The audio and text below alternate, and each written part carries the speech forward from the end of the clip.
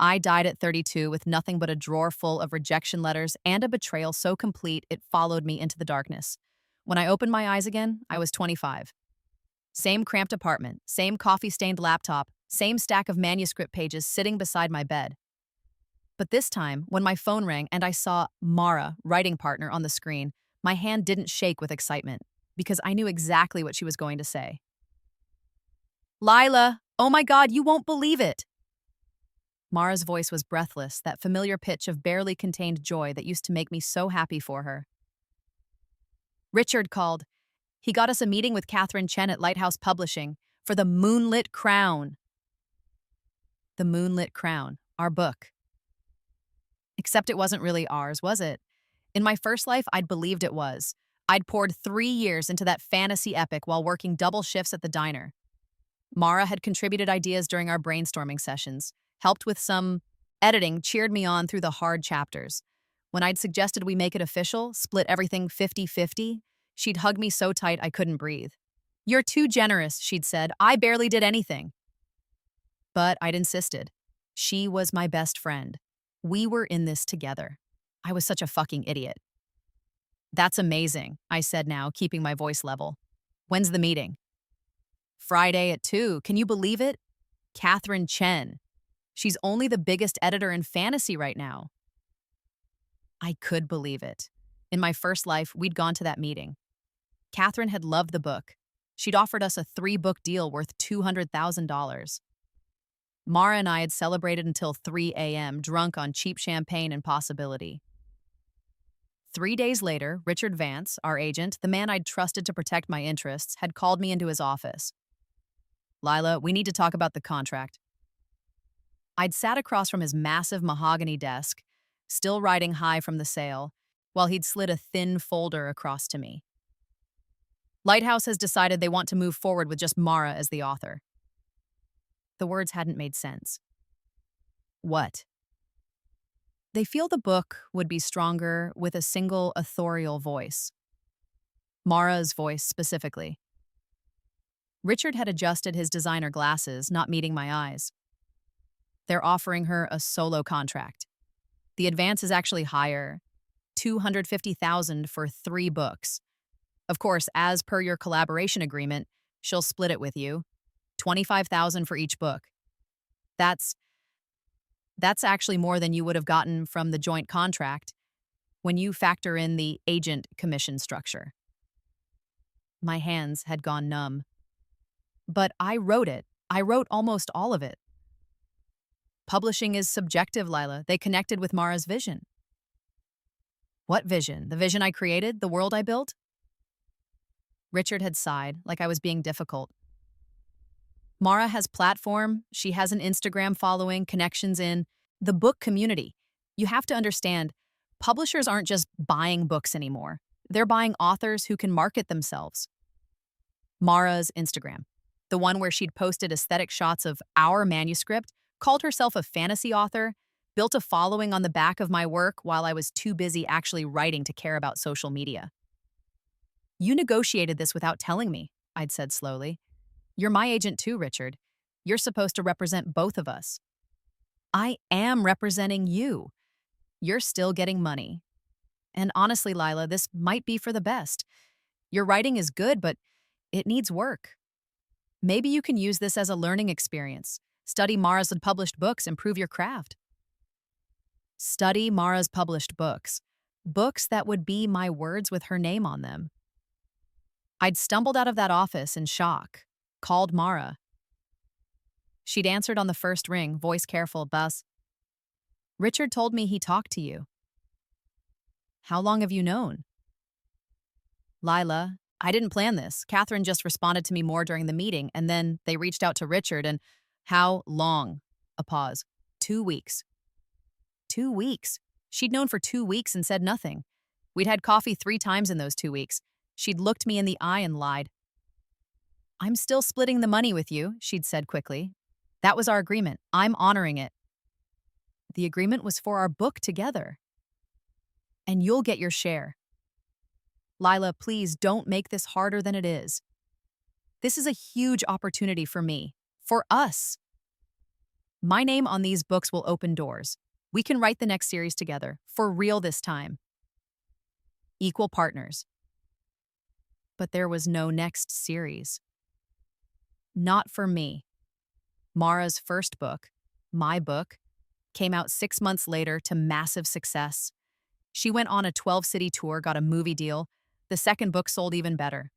By the third, she'd fired Richard and signed with a bigger agency, stopped returning my calls. I'd gotten my 50% of each advance, transferred in cold clinical payments. $75,000 total that felt like blood money. I'd tried to write something new, but every word felt poisoned. How could I trust my own ideas when someone had stolen the thing I'd poured my soul into? The rejection letters piled up. My savings dwindled. I got evicted, moved back in with my mother, watched Mara's star rise from a distance. Then one night, scrolling through her Instagram because I was apparently a masochist, I saw a post that made my blood stop. It was a photo of Mara at a bookstore signing copies of Book 3. The caption read, "Still can't believe this journey started 7 years ago with a dream and a laptop. To everyone who said I couldn't do it alone, look at me now. Fantasy, not author, self-made. Alone, she'd erased me completely. I'd opened a bottle of wine, then another. Pills from an old prescription just to make the screaming in my head stop. I didn't mean to take so many, or maybe I did. It was hard to remember now. What I did remember was the darkness, and then the light, and then waking up in my 25-year-old body with 7 years of memories that hadn't happened yet. Lila, you still there?" Mara's voice pulled me back to the present. I looked at my phone. Friday at 2 p.m., 3 days from now.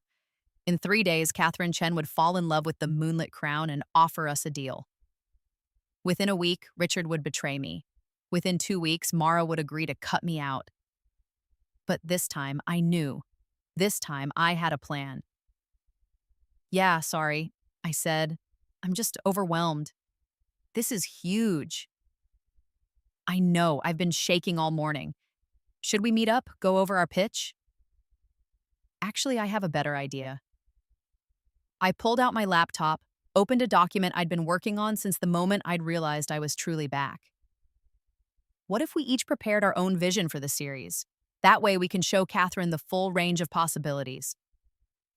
"Oh, Mara Taishikawas." Sounded uncertain.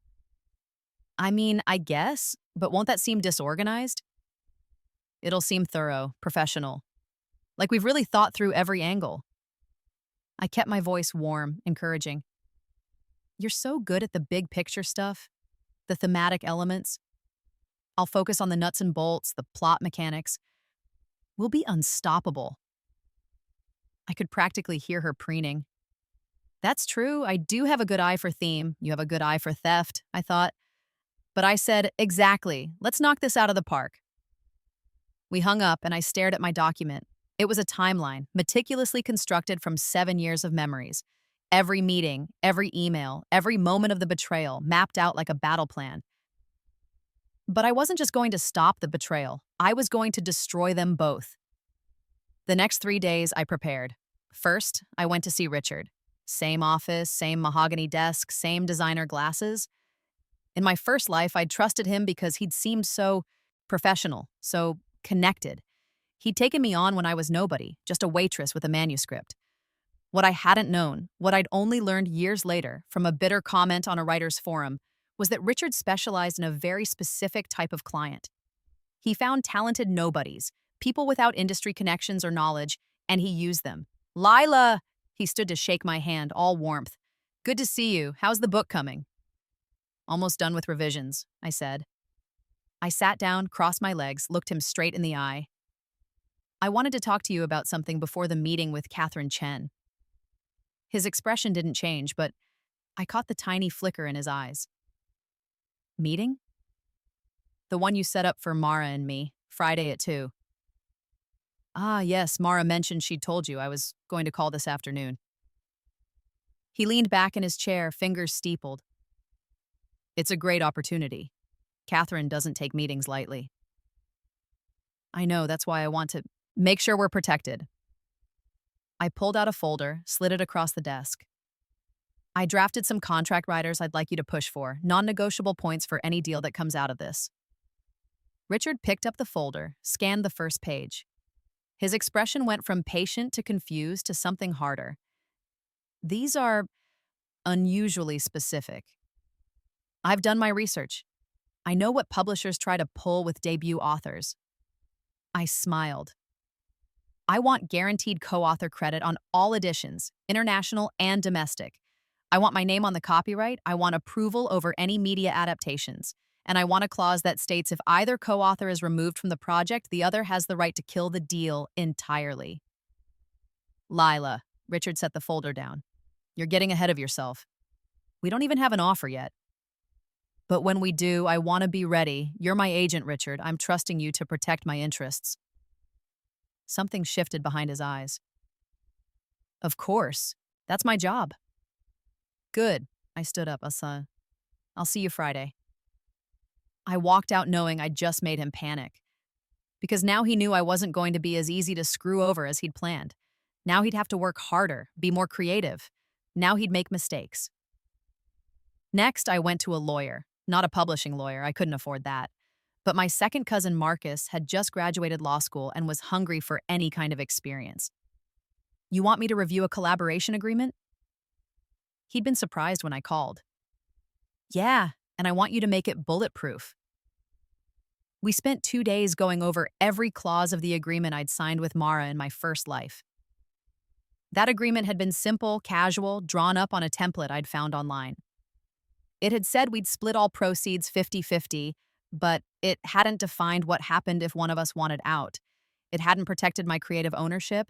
It hadn't stopped her from cutting a solo deal and claiming the work as primarily hers. Marcus's new version was 30 pages long and vicious. Jesus, Lila, he said, scanning the final draft. This thing would survive a nuclear war. Are you sure you need this much protection? I thought you said this Mara person was your best friend. She is, I said. That's why I want to make sure everything's clear.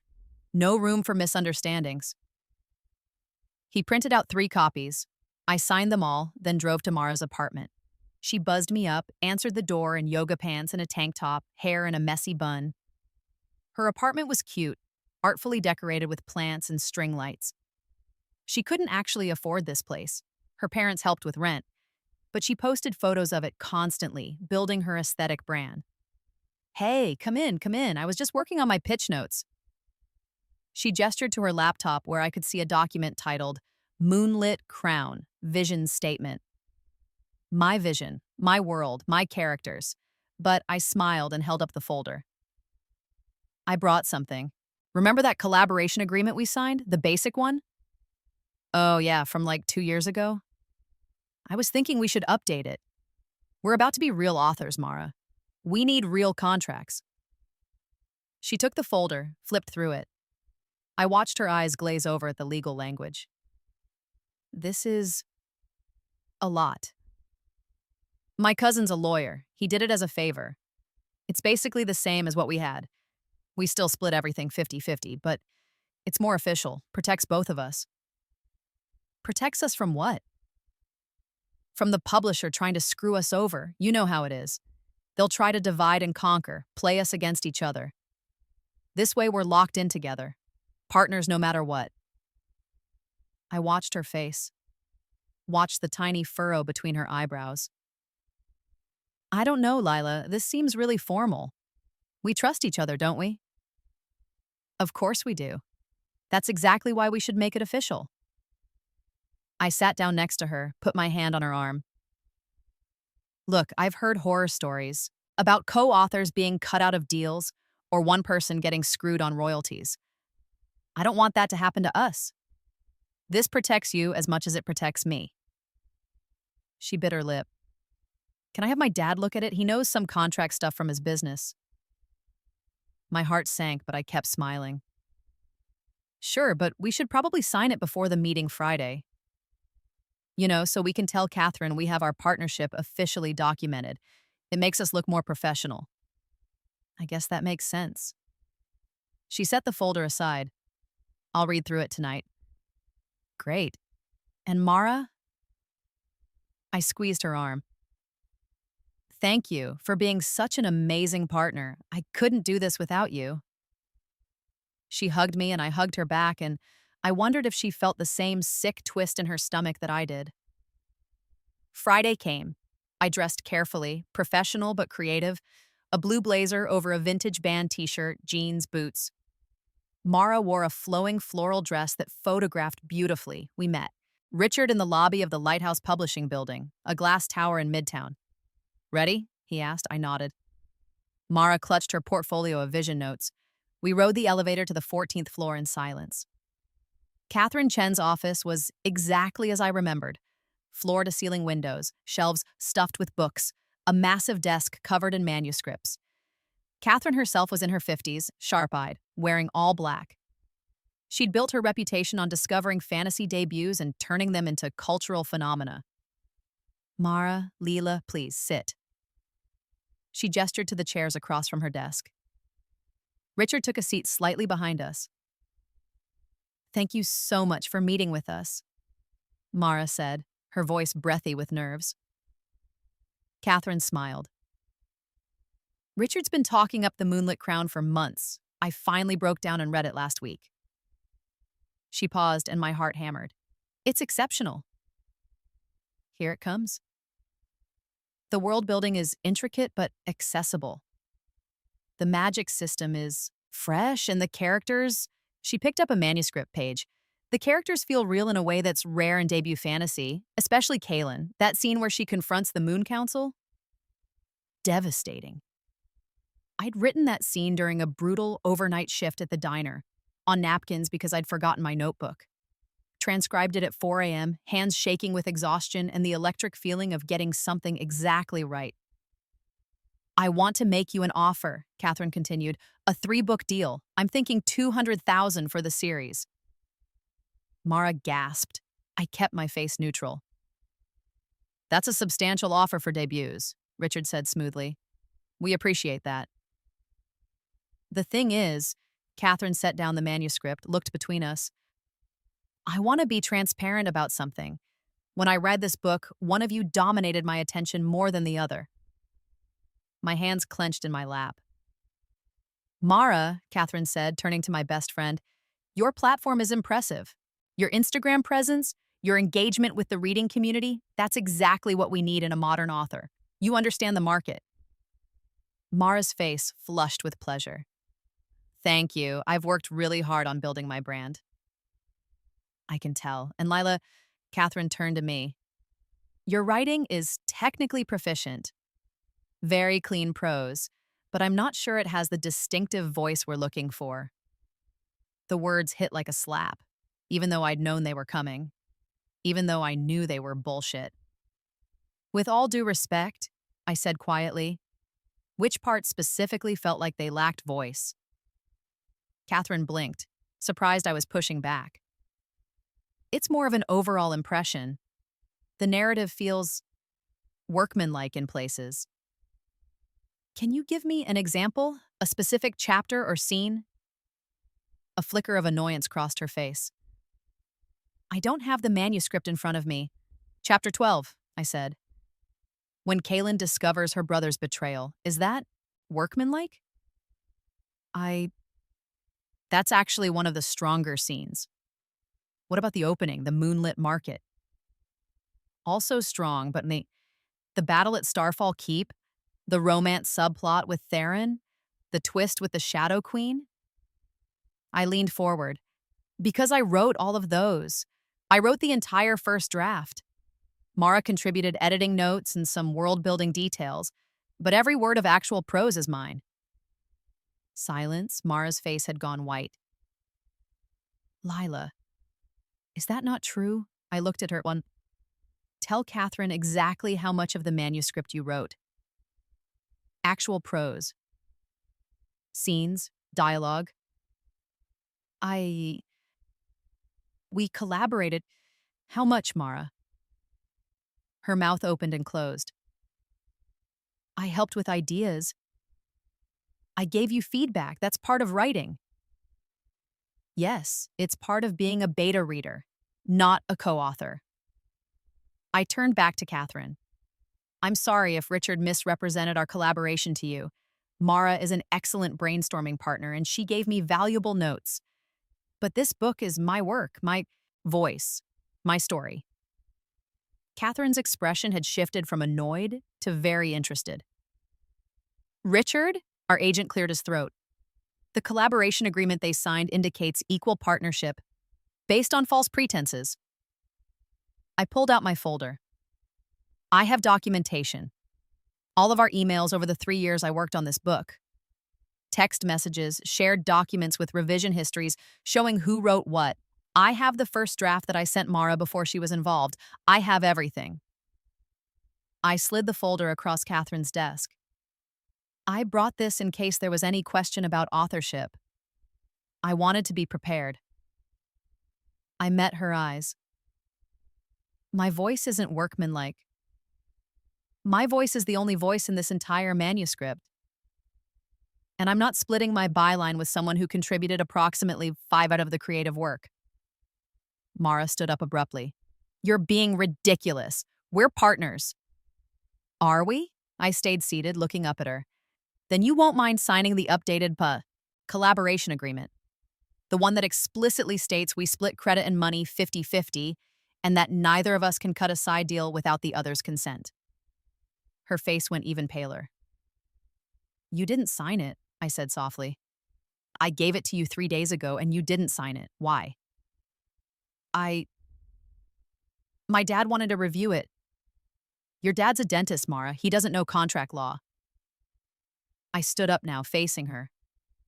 You didn't sign it because you were already planning to screw me over. You and Richard already had this conversation, didn't you? About cutting me out? That's not... Richard. I turned to him. When did Catherine first reach out to you about this book? His jaw tightened. Last month. And when did she tell you she was more interested in Mara as the solo author? Lila, this isn't appropriate. 2 weeks ago, Catherine said. Everyone turned to stare at her. She was leaning back in her chair, arms crossed, looking at Richard with undisguised contempt. Told you 2 weeks ago that if I had to choose one author, I'd choose Mara because of her platform. I also specifically told you not to mention it to either of them until we'd had this meeting and I could assess the dynamic. She stood up. Richard, get the fuck out of my office. Catherine, get out. He stood, face red, and walked out without looking at either of us. Catherine sat back down, looked at me and Mara. Okay, new conversation. Lila, open that folder. I did. She spent 10 minutes going through my documentation. The emails where Mara thanked me for another amazing chapter. The texts where I vented about difficult scenes and she sent encouragement. The original draft, dated and saved, that predated Mara's involvement by 8 months. Well, Catherine said finally, this is clear cut. She looked at Mara. Did you really think you could claim this book? Mara's eyes were shining with tears. I helped. I was there for every step. Lila would call me at 2 a.m. to talk through plot problems. I read every chapter as she wrote it. I gave her feedback that made the book better. That's true, I said. You did, and I appreciated it. That's why I offered you a co-author credit in the first place, because you were my friend and you supported me and I wanted to share the victory. Then why are you doing this? Because you were going to take it all. I felt surprisingly calm. You were going to let Richard negotiate a solo deal for you. You were going to put your name on my book and erase me. You weren't going to give me a co-author credit. You were going to give me a cut of the money and pretend I never existed. She didn't deny it, she just cried. Catherine sighed. Mara, I'm going to be honest with you. If you'd been upfront about the collaboration split from the beginning, I probably still would have preferred you as the face of the series because of your platform. But I would have insisted on keeping Lila as the writer, with you as a contributing partner. That could have worked. It still can, Mara said desperately. No, I said. It can't. I looked at Catherine. I want a solo contract. Just me. Just my book.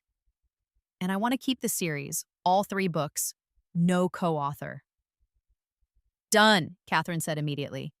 200,000 for 3 books, standard royalty escalations. We can negotiate movie rights separately. 250, I said. She blinked. Excuse me? You were willing to offer Mara 250 for her platform. I'll build my own platform, but I want the same number you thought the book was worth with her attached. Catherine smiled slowly. You're going to be trouble, aren't you? The best kind. Fine, 250. I'll have contracts drawn up by Monday. I stood up, shook her hand, turned to Mara, who was still crying. For what it's worth, I said, I wish you'd just been honest. If you'd wanted to step back and take a smaller credit, or just be acknowledged, we could have worked it out. But you tried to steal it, and that's something I can't forgive. I walked out of that office and didn't look back. The next few months were a blur. Catherine was a brutal editor, but a brilliant one. We tore the Moonlit Crown apart and rebuilt it, making it sharper, deeper, more focused. She pushed me harder than anyone ever had, and I loved it. My platform, the one Catherine had been worried about, started to build itself. Because here's the thing about the publishing industry. People love drama, and the story of how I'd almost been screwed out of my own book, how I'd fought back in that meeting, how I'd exposed my agent and my supposed best friend, that went viral. I didn't leak it. I didn't have to.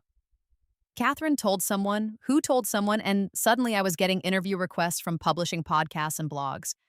I told my story carefully, with dignity, not trashing Mara or Richard, but being honest about what had happened.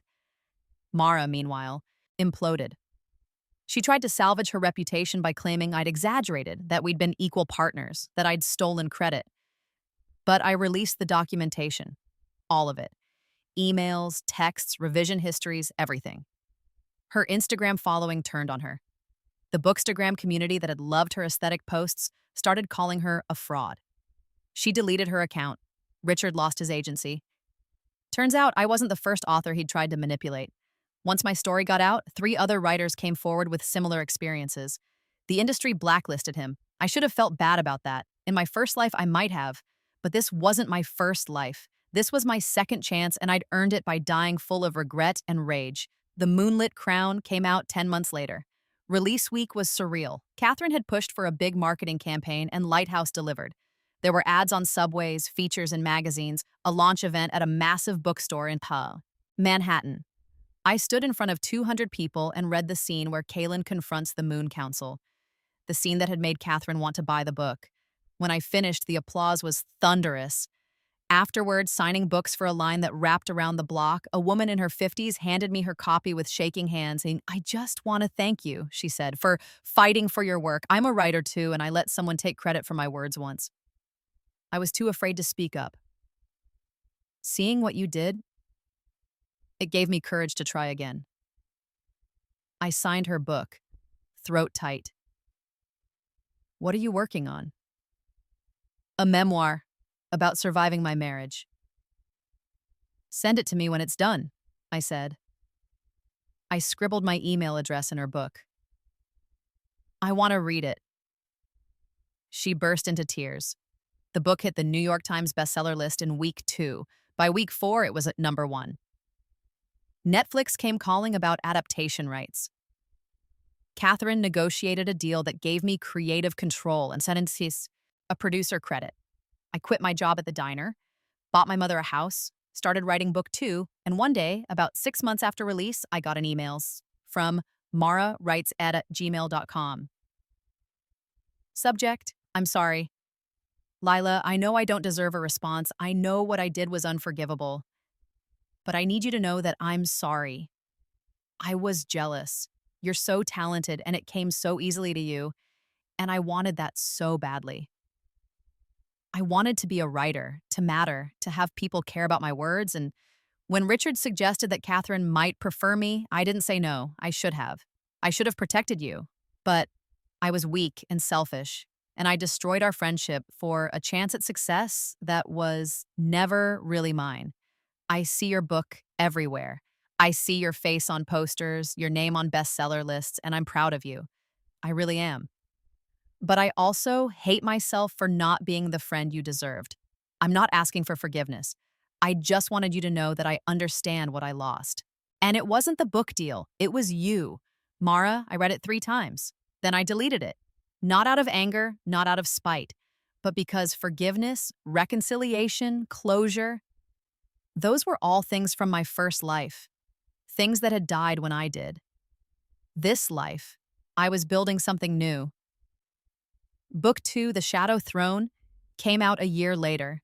It outsold the first book in the first month. Book 3, The Eternal Dawn, broke records. The Netflix series went into production with an A-list cast and a showrunner who actually loved the books. I bought an apartment in Manhattan with a view of the park, set up a home office with custom bookshelves and a desk that had belonged to Ursula K. Le Guin.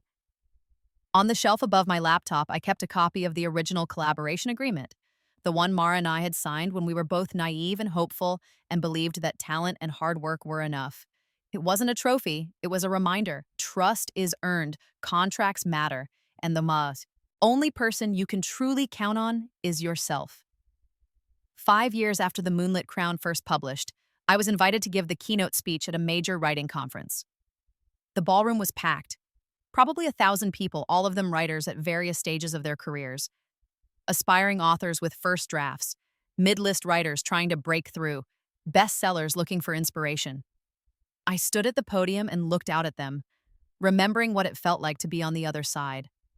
To be the one desperately hoping for the secret, the trick, the magic formula that would make everything work.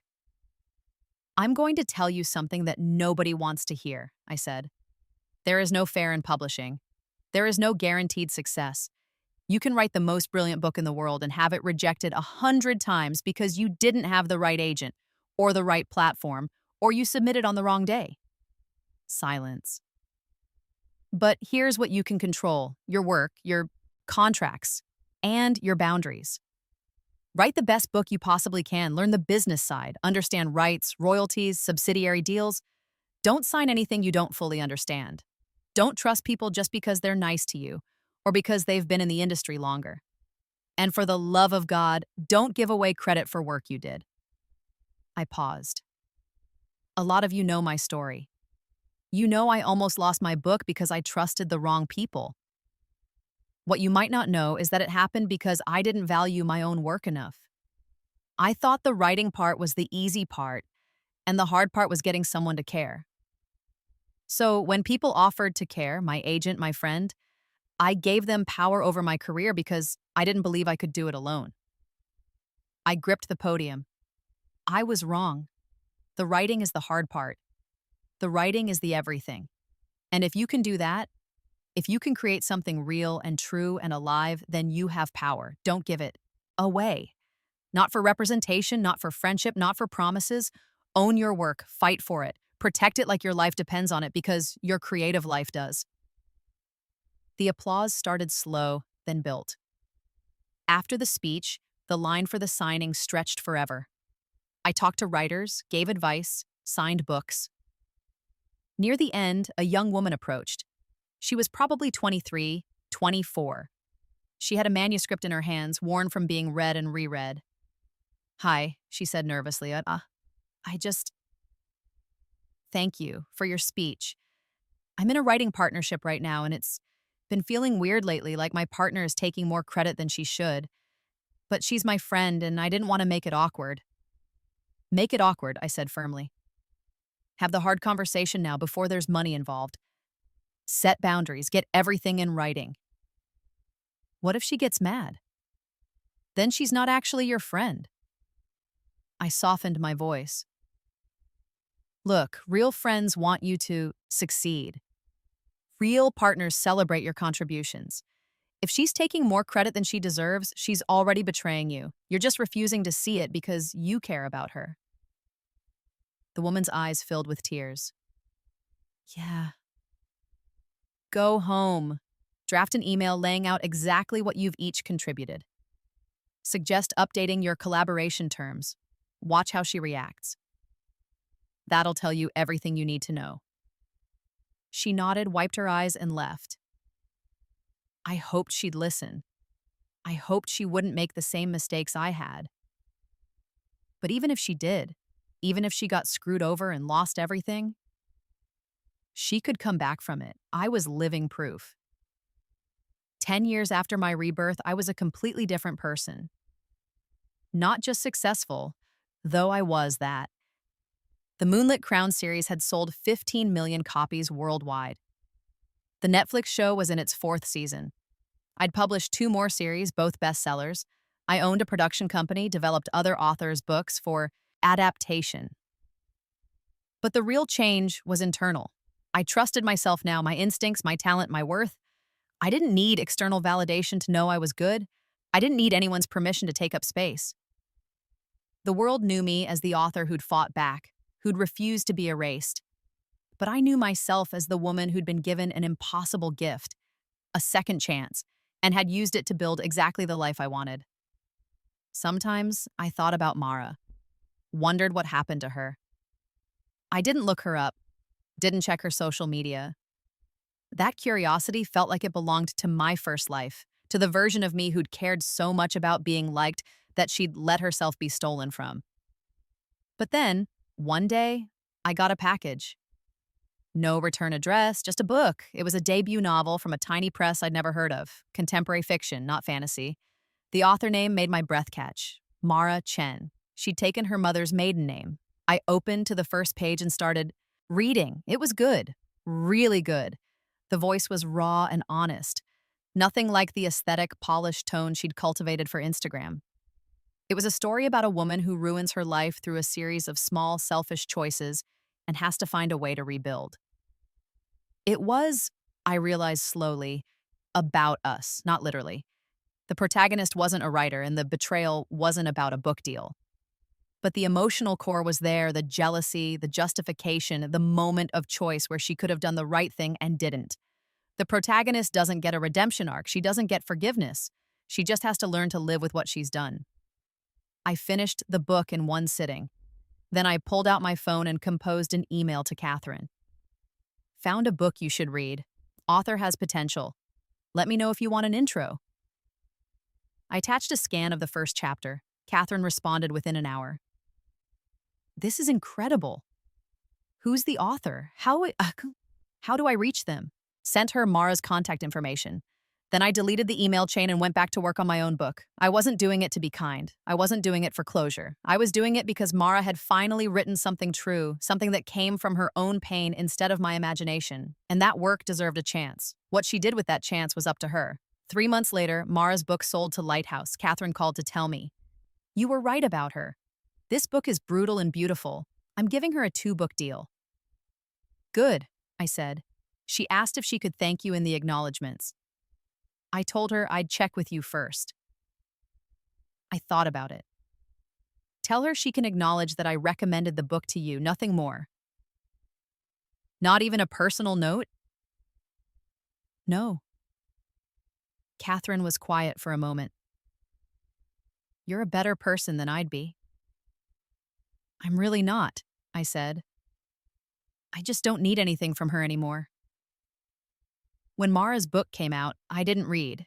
The acknowledgments, I saw that it got good reviews, steady sales, nothing spectacular, but respectable for a debut. And that was enough. She got her chance. Earned it herself this time, with her own words. What I'd wanted all along. 15 years after my rebirth, I was invited to guest lecture at NYU's creative writing program. I walked into the classroom and saw 30 students, all eager and terrified and hungry. How many of you want to be published authors? I asked. Every hand went up. How many of you would give up anything to make that happen? The hands stayed up. Put your hands down, I said, because here's your first lesson. Never give up anything. Not your rights, not your credit, not your integrity. Publishing wants you to believe that you're lucky to be here, that you should be grateful for scraps. Bullshit. If you've written something good, you have power. Own it. A student raised her hand. But what if you're unknown? What if nobody wants to take a chance on you? Then you make them want to. You write something so undeniably brilliant, they can't ignore it. You learn the business so they can't take advantage of you. You build a network, but you don't rely on it. I leaned against the desk. And if someone tries to screw you over, you fight back. Even if it means burning bridges?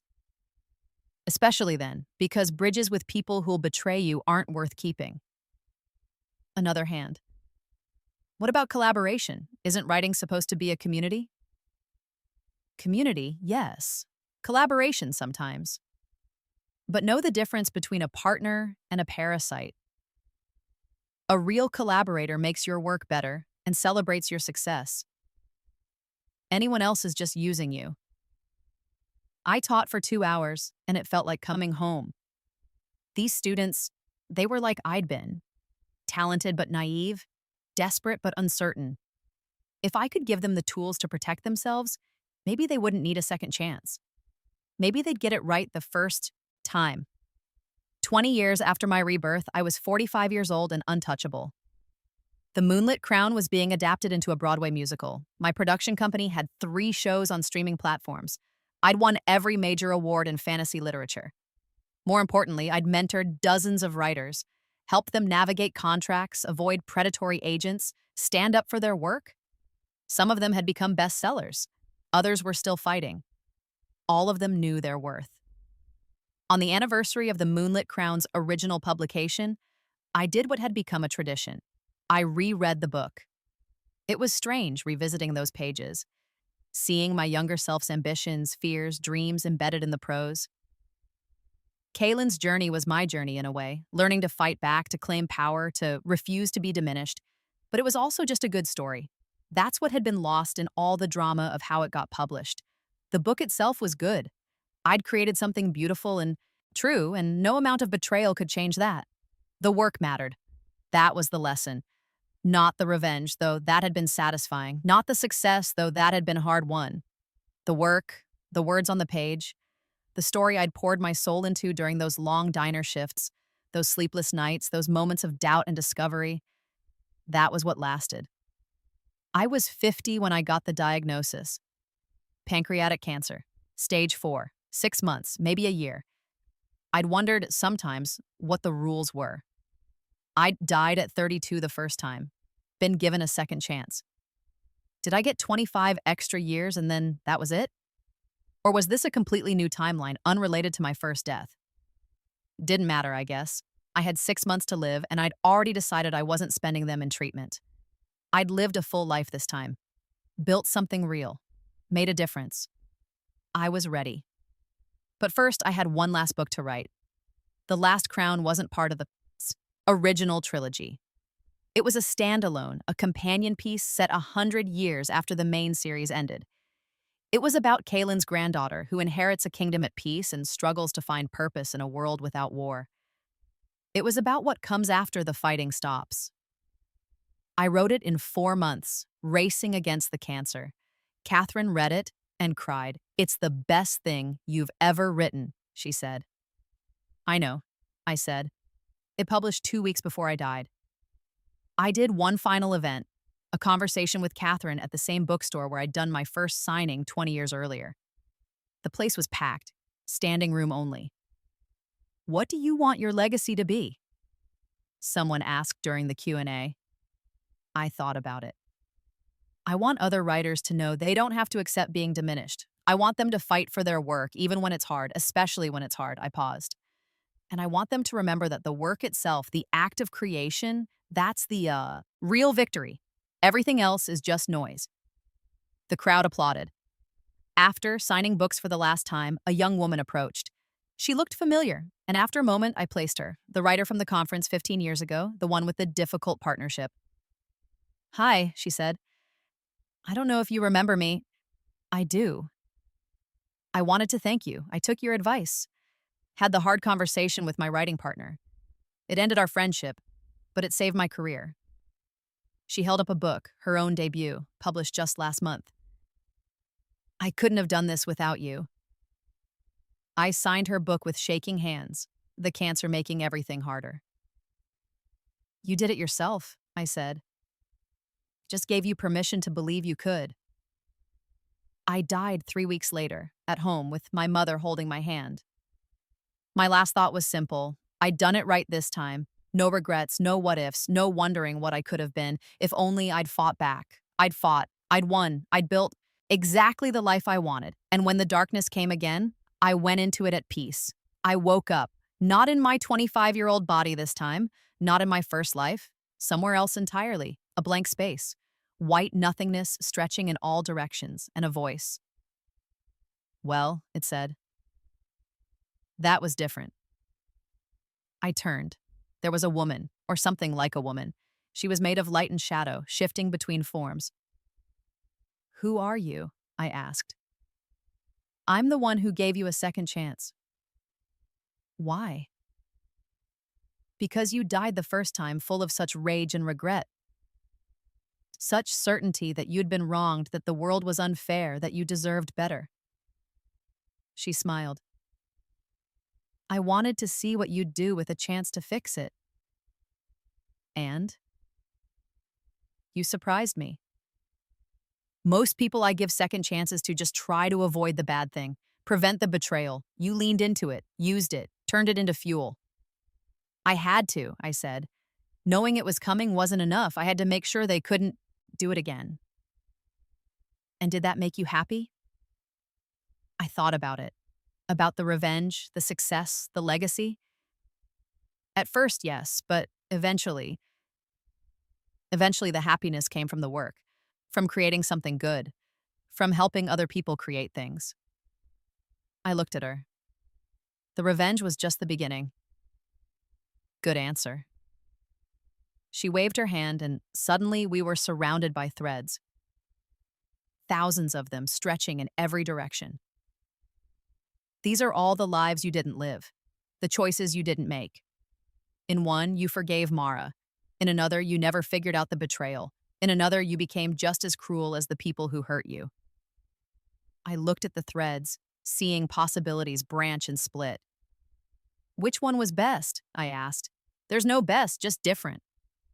She touched one thread and I saw a flash. Me and Mara, still friends, working through the hurt, building something new together. This one had more love. Another thread, me destroying everyone, burning, the industry down, dying alone and bitter. This one had more revenge. The thread we were standing on, me fighting back, building a legacy, helping others, dying at peace. This one had more purpose. Why are you showing me this? I asked. Because you're about to make another choice. She gestured, and a new path appeared. It led back to my 25-year-old body, back to the beginning. You can go again, she said. Try a different path.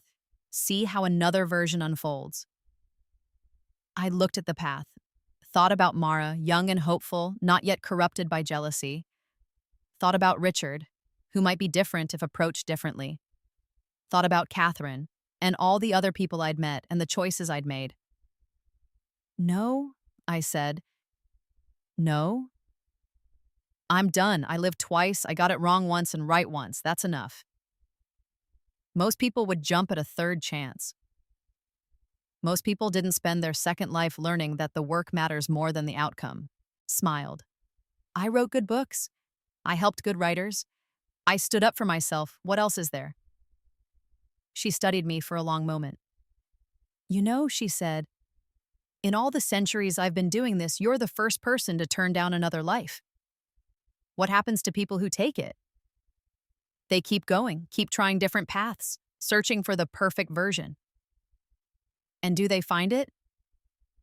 No, because there is no perfect version, just different trade-offs.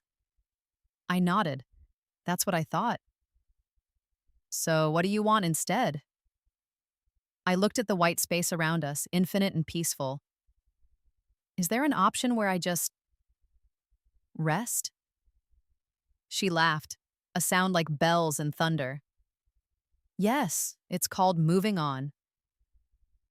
Then that's what I want. No curiosity about what comes next? Not really. I've had 2 lives. Both taught me something. Now I'm ready to be done. She reached out and touched my forehead. You're sure? I'm sure. Any last regrets?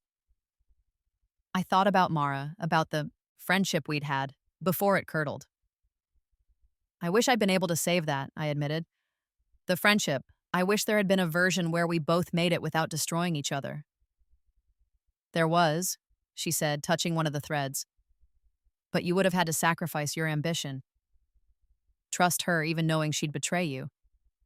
Let her have some credit even though she didn't earn it. Then I don't regret it, I said firmly. I regret that she made the choice to betray me, but I don't regret fighting back. Good, the woman smiled. You learned the right lesson. The white space began to fade. Wait, I said. What was the right lesson? Her voice came from everywhere and nowhere. That you can't control other people's choices. Only your own. And that sometimes the right choice isn't the one that keeps everyone happy. It's the one that keeps you whole. The light grew brighter. And Lila? Her voice was fading now. You were always good enough. Even in your first life when everything fell apart. Your worth was never determined by whether they chose to see it. The light became everything. And then, finally, there was peace. In another universe, Mara publishes her debut novel and thanks me in the acknowledgments. In another, I forgive her and we rebuild our friendship.